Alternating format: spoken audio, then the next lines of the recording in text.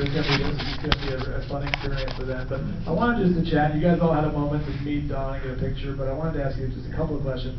The book is fantastic. It covers this kind of odyssey that you've been on for the past 40 odd years.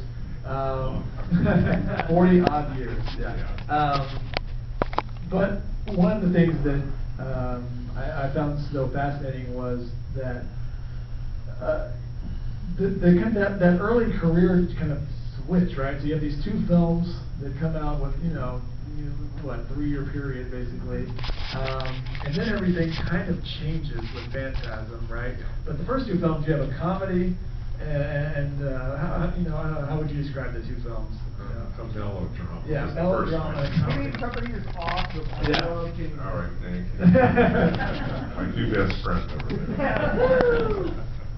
But you're this kid, you're late in your late teens basically, and you're thrust into this world where you're at Universal. A gentleman named Sid Sheinberg kind of takes you under his wing.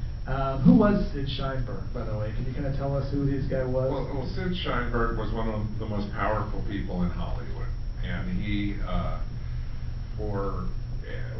we had made this movie independently down in my hometown of Long Beach, and there were, on a very tight budget, was friends and student filmmakers.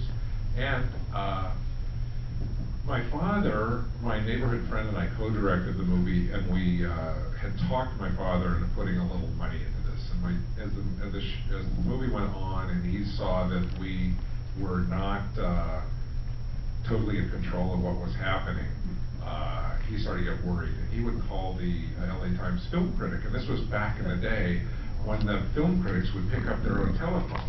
And he goes, "My kid's making this movie, and we're going to lose all the money. What do we do?" And he finally, he said, "I'll come and look at it." And he offered to come. And so the critic came out and watched the movie and seemed to like it, but wasn't crazy about it. And then literally a week later, he called up. He said, I had lunch with the president of Universal Studios, and he wants to see your movie." So he shipped it over to this man's Beverly Hills mansion for he and his family to watch. And they liked the movie and bought the film, and my dad got all his money back, all the crew got paid. It was like a Cinderella story. And my friend Craig and I quickly were up at Universal finishing Jim the World's Greatest. We shot some scenes and re-edited the movie, and we had our own office on the lot of Universal Pictures, and I was 19 years old. It's got to be some kind of record. And let me tell you, it was awesome because we were still sort of teenagers, so on weekends, we could get like inexpensive tickets, like face value tickets. People like David Bowie would play at the Universal Amphitheater, so we had a line on tickets. We could invite our friends up. We'd have parties in our little office. The studio guards would go around. Nobody else had parties because they were like teenagers, but they were cool about it. And so it was just this.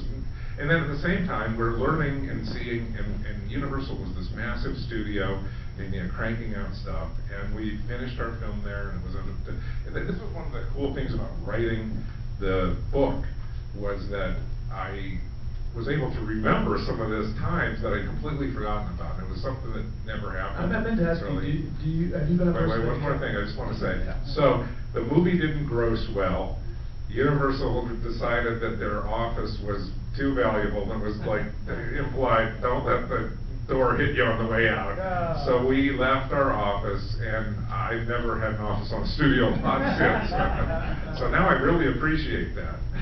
Well, there's a lot of detail in the book, and I just wondered, did you ever keep any kind of notes, diary? Like, what did you go back to besides just your memory to gather all of this? Because there's a lot here. Mostly just memory. I did go back to some of my collaborators on the movies and talked about what we had done. Some of them triggered some memories, but it might have been the first draft of it came out maybe a little too negative and bitter because I don't know, maybe it's just me, but I tend to remember the failures and the people that crossed me more than the good things, So I ended up cutting a lot of that stuff out because I wanted to make it a little more positive. So when you're a kid and you have that kind of moment there at Universal, I mean, that's the mid-'70s, and a lot of those kind of old school filmmakers were still cranking out movies, like Alfred Hitchcock was still around at the time. Were you kind of bumping into some of these kind of iconic people? Hitchcock had his own building. I never got to meet him, unfortunately.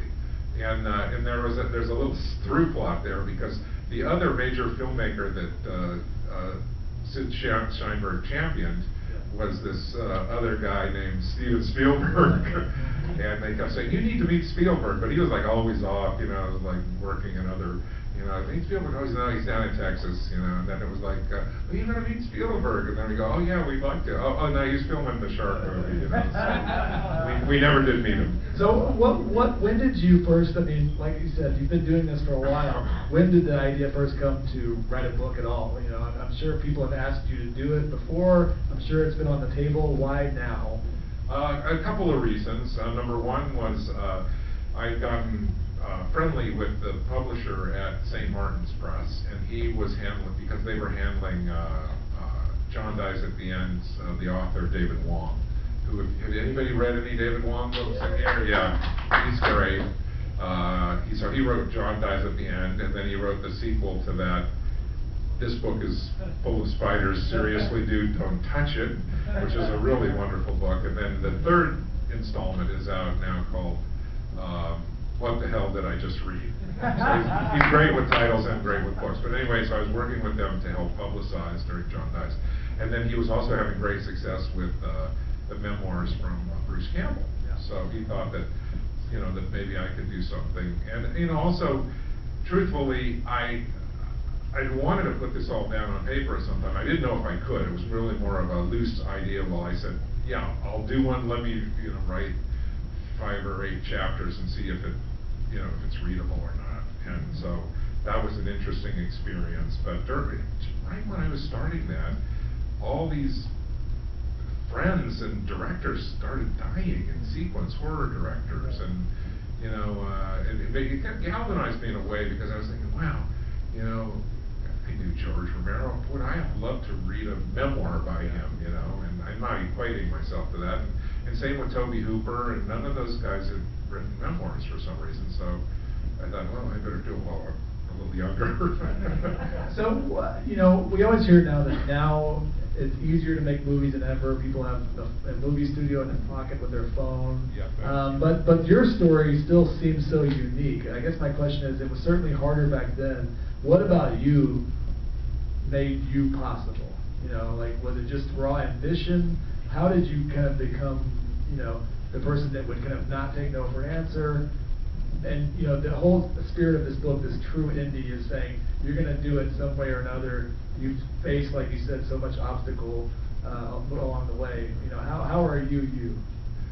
The question. Look, I think we need to get a psychiatrist here to answer that question. I don't know. I would say that I do have an innate ability where I tend to be like a bumper car, as I mentioned in the book. I run into an obstacle. I don't want to give up, but I don't always challenge and take people on about it. I do sometimes, but I tend to bump and go around and try to look for a way to do it. And one of the ways that I've compensated always on this is by figuring out how to make films on a really tight budget. Because most of the problems that you run into are not having enough resources to make a movie. And so, it'd be like I'd create a project and think, oh, I'd love to make this, and I need, $900,000 at the minimum. And then everybody says no, and then, oh, I could maybe get $200,000. I think, well, how can I make it for $200, and figure out a way to do it. So, everybody says necessity is the mother of invention, and you'll hear a lot of times people who are indie auteurs, they'll say, there's benefit to budgetary restriction, meaning, you have to find a way to do this, it forces you to be creative in a way that if you had everything at your disposal, your mind would work differently. Do you think that is actually true? Has having to kind of always look for the way to get things done sharpen certain tools in your toolbox? Yeah, I think absolutely. Because you're always distilling it down to just exactly what you need and nothing more, because you can't afford the more. And so it causes you to critically examine and break down into parts any particular challenge. And, you know, as you were framing the question, I thought you were going to say, well, what would you do if you had unlimited money to make something? And I was already formulating an answer, which is, I would be totally flummoxed. Like, it's almost frightening to think of having unlimited resources, because I don't know. But in any case, yeah. So just to wrap up, I know we want to jump into the movie, but you probably spent a fair amount of time working on the book. You're out talking about it now. How is this impacting your filmmaking career? What are you doing now? What are you working on now? What should we be looking for? Right now, I'm not doing anything other than talking about this book for the last couple months, and then writing the book and other things. But no, I definitely have plans to do more films, and certainly, you know, there's been a gigantic change in the movie business, and especially in the television business, which is where all the money has migrated into that world. And so it's much easier now it seems, to find funding to do the 10 episode type format for a streaming service or a network or whatnot. So I've been working on a couple of different projects in that direction, and hopefully 2019 I'll get one of those things going is my plan. Yeah, that's the goal. So last question. Your daughter is an amazing vegan chef. Well, thank you for bringing her up. She's great. I'm very proud of her. Yeah, she's got a fantastic cookbook, and do you really? yeah, she's great. She's great. My wife owns a bakery here in town. We're big fans of hers. And so, but my question is this: did she end up going that route because of all the horrible imagery that you subjected her to as a child? There was a critical moment there where she might have gone into movies, because we had these little characters in the Phantasm movies, which in the 70s we were calling them dwarves, which was terribly politically incorrect, but now they're dwarf creatures is what they always were. And which is what I really love about Phantasm Part 5, because we have this wonderful actor who comes in and just, finally, his name's Stephen Jutras, and he's so fantastic in it. He plays this, he was a little person, smaller actor, and he just kicks Reggie's ass throughout the film. It's so fun. But we would always, to play those characters, we would always, it was like every set of movies we would try to find some children who could play these parts in the robes and run around. So my daughter played them in Phantasm Oblivion, and one night she played the creature. She played 3 separate creatures, and each one was horribly killed by Reggie. Like in one, she got a switchblade to the neck, and the other one she got a 4-barrel shotgun to the face, and the last one was a 45 right in the mouth shot. And we didn't really actually do them with her. We would make it up and then do it. But she just loved the attention, because everyone was like, "Oh, do you need something to drink, Chloe?" And after she went, "Geez, should I get an agent? This is fun." And luckily we were able to dissuade her, and she went into the culinary world and has done so well. Her name is chefchloe.com if you want to ever check out her. She's awesome. website. Great Instagram page too. Okay, so we want to give away 2 copies of Phantasm 4, and we're going to do some trivia. So we asked Don to come up with some interesting questions. So we're going to ask it. You raise your hand, and I'll call on you. And if you get it wrong, we'll move on to the next person. But David, our friend here, let's give a shout out for David. And David runs the David.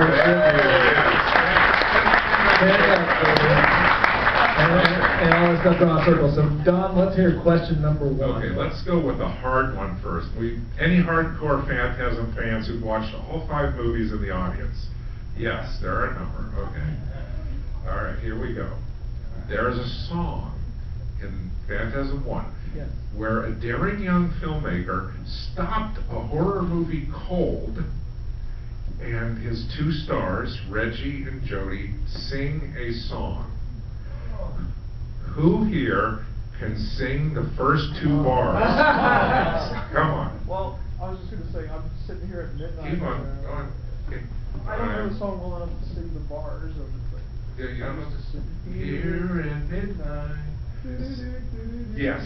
I I'll be sitting here till know, but that's Okay, that thing That's pretty good, man. That's pretty good. Okay, all right, good job. Good job.